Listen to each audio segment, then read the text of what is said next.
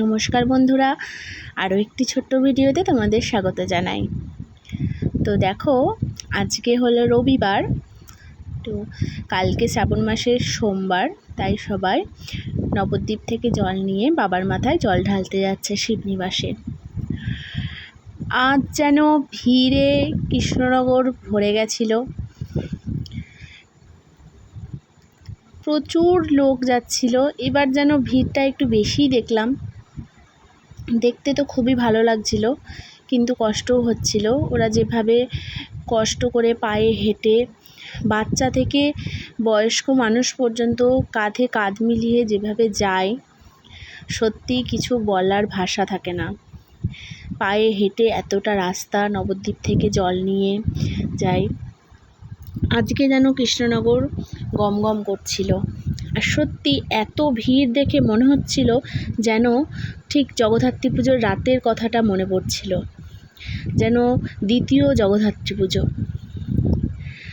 তো বাঙালির 12 মাসে 13 পার্বণ কৃষ্ণনগরকে দেখলেই বোঝা যায়।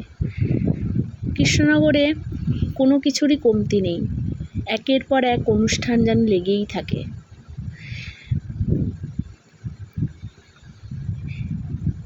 এই ভোলে বাবার দিনটা খুবই ভালো লাগে। রাস্তার দুই ধারে প্রচুর লোক দাঁড়িয়ে থাকে, দেখে, খুব সুন্দর লাগে।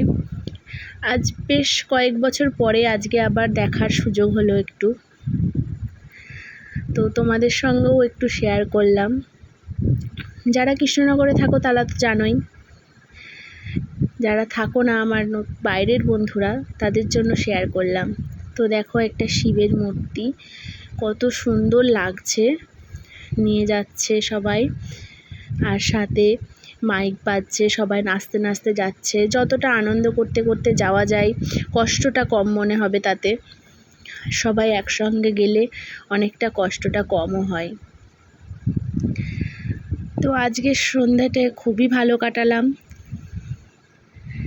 তোমরাও ভিডিওটা স্কিপ না করে দেখতে থাকো, আর ভালো লাগলে অবশ্যই কমেন্ট করে জানিও।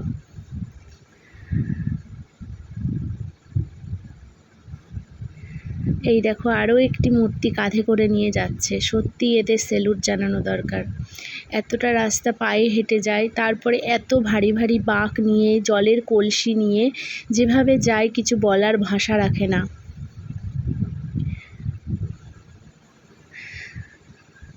ভোলা বাবার অগণিত ভক্ত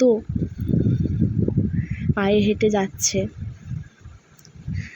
ভোলে বাবার নিশ্চয়ই মহিমা আছে, তার জন্যই সবাই কষ্ট ভুলে এভাবে এগিয়ে যাচ্ছে। সবাই ভালো থেকো, সুস্থ থেকো, পাশে থেকো।